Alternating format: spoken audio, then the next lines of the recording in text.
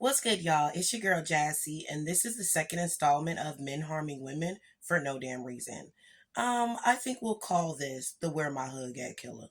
So this is a story out of Fort Worth, Texas. So Jamaria Jermaine Britton, 19 years old, is charged with the murder of 18-year-old Deja Hood. Now, by all accounts, Deja Hood was a sweet, beautiful, loving person. She was looking forward to attending college. And one night, Mr. Brighton asked Miss Hood to help him pack his things because he was moving. Miss Hood was babysitting a 1-year-old at the time for a friend, and she went on over there and was like, okay, I'll help you pack up your things. And they had a pretty close friendship. Now, on September 26, Miss Deja Hood went missing, and her family had been looking for her. And after authorities began searching for her, they found her body in a ravine behind this gentleman's apartment.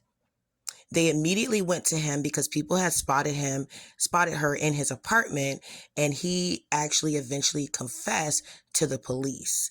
But the confession, y'all, is what rocked me. So what, Mr. Britton said was he was alone in the kitchen and began thinking about his recent breakup with his now ex-girlfriend, and he grew angrier and angrier, okay? He said that Miss Deja Hood walked over to him and playfully tugged on his ear, which was something his ex-girlfriend would often do. The action sent, Jamaria, into what he described as a fit of rage. And he told the cops he grabbed a glass bottle which he used to whack Miss Deja Hood in the back of the head, sending her falling to the ground. Now, mind you, while all of this is going on, the baby is in the room. The 1-year-old she was babysitting is in the room watching cartoons. He then, allegedly by his own, volition, said that he punched and strangled her, before using a hammer to hit her in the head over and over again until its wooden handle snapped off. He then says that he attempted to unalive himself with a knife but failed, and then held a gun, which he had bought earlier that day, to his head when a neighbor knocked on the door. Now, the neighbor knocks on the door because the neighbor hears all of this commotion.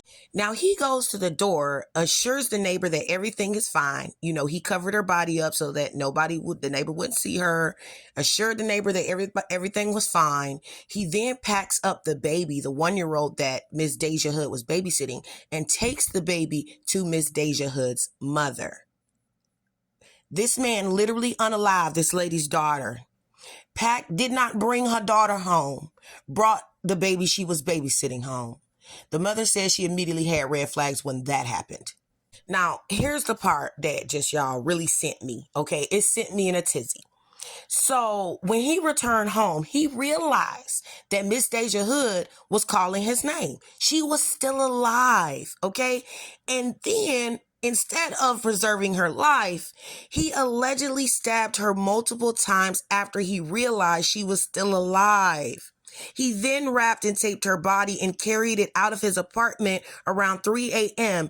and threw her remains over a fence out of sight into a ravine, And then he returned again around 7 a.m. to cover up the body with leaves.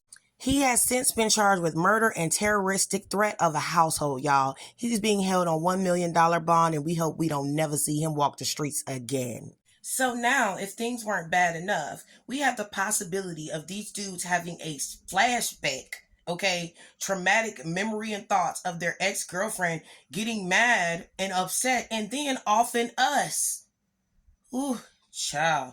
It's getting crazier and crazier out here. I'll see y'all next time, for the next installment of Women Harming Women for No Reason, or Men Harming Men for No Damn Reason.